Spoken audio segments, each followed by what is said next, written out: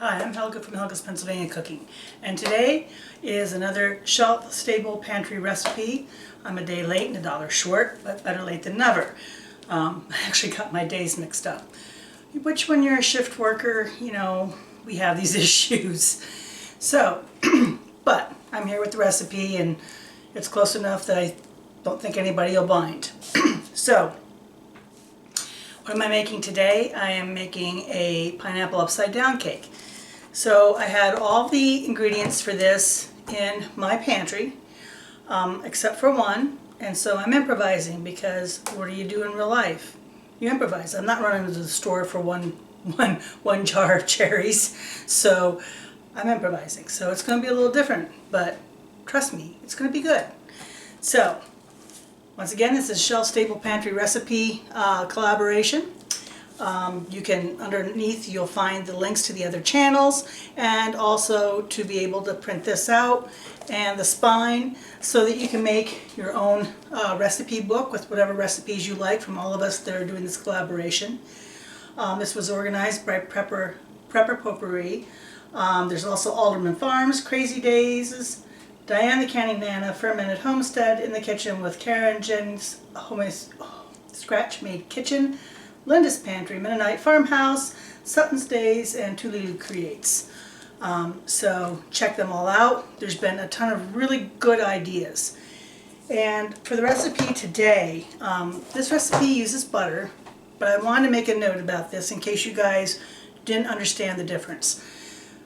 Salted butter is considered pretty much by most a shelf-stable pantry item because salted butter can stay unrefrigerated for months, up to at least 6 months at a time. So salted butter is a shelf-stable pantry item. Unsalted butter is not.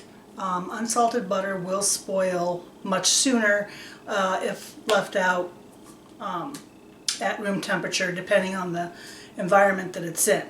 But salted butter lasts much longer. This recipe has salted butter in it, so know that, but I just wanted to give you an understanding of the difference and why one can be considered shelf stable and one cannot. So what am I making? Upside down pineapple cake. So I haven't made this for a long time, but I had canned pineapples and the other stuff here, except the cherries, and so I thought that's what I'm going to make. Something good for something different. I haven't made one for a while.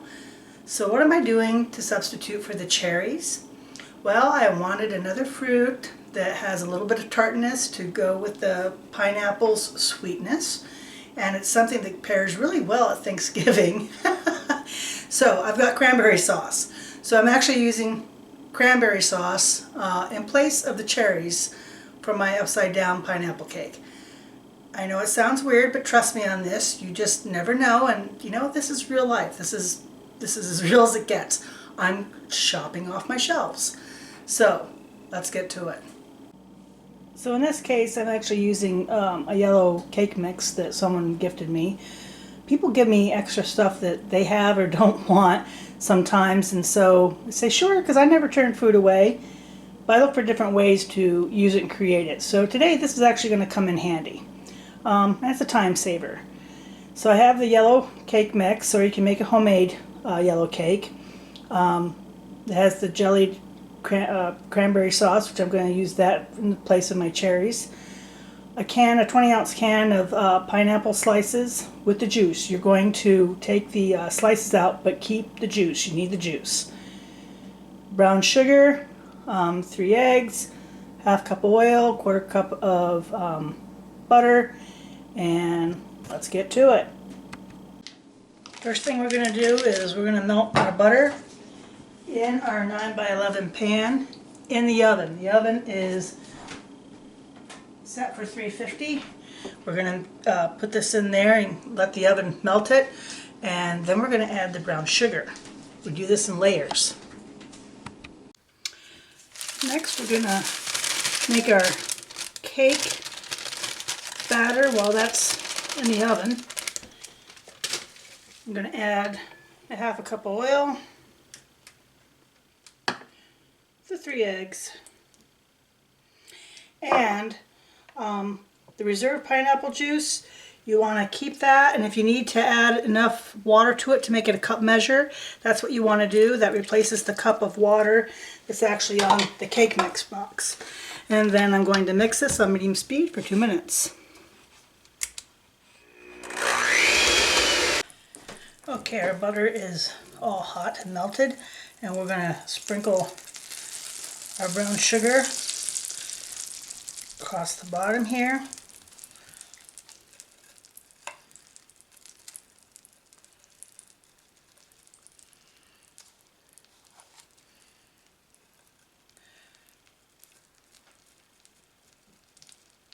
Make the nice caramelization.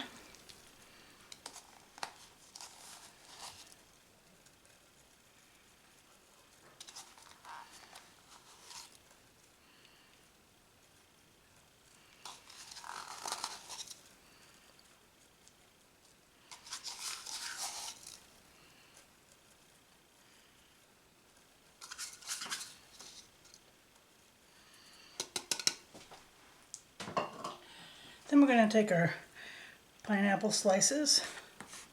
Let's do it this way.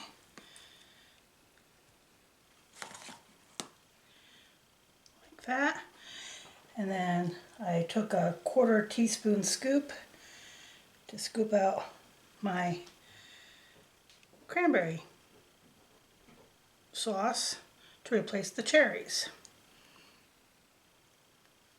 Nobody will know the difference, except they're not quite as red. And actually, I know this is going to taste good. You're just going to have to trust me on this. Okay.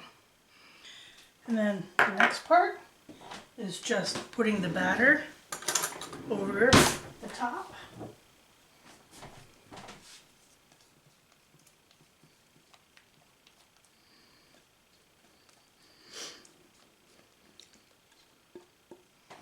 Like that.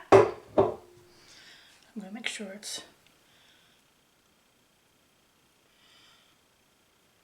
all smoothed out so it looks even.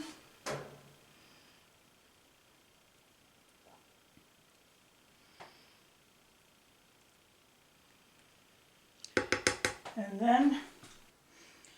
then we're going to bake it in our 350-degree oven, 42 to 48 minutes, or until the center tests clean. So when this is done, we want to have a heat-proof serving plate ready for the pan. So get that ready, and this will go in the oven. See you in about 45 minutes.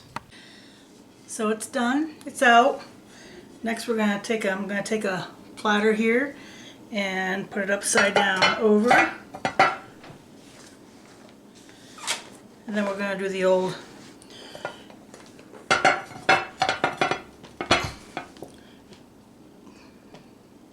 flipperoo. And I'm going to leave it like that to cool for about 5 minutes. A couple reasons. It'll disengage from the pan, but it's also going to allow all that caramelized stuff to go down over the sides. So we'll come back when I take the pan off and it's cooled down.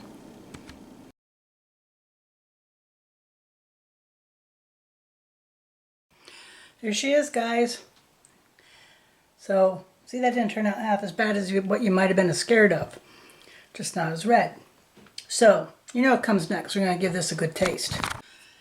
So let's give this a shot. I know you all looked at me like I lost my marbles when I used cranberry sauce for the center instead of cherries, because I didn't have cherries, and well, I wasn't going to the store to buy cherries, and let's face it, depending on where you are and what's going on, you might not be able to either. So, I figured cranberry sauce would be a good substitute. Let's find out.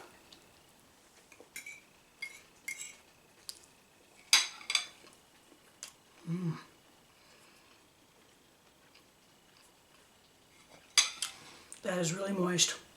That is really good.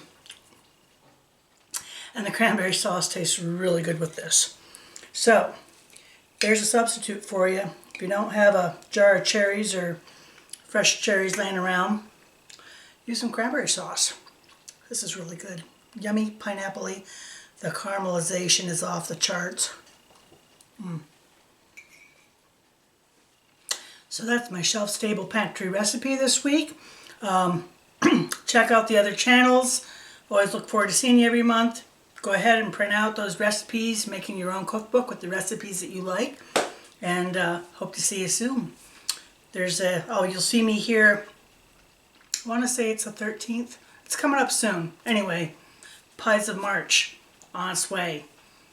I'm in it. So, give the shelf-stable upside-down pineapple cake a shot. I think you'll like it.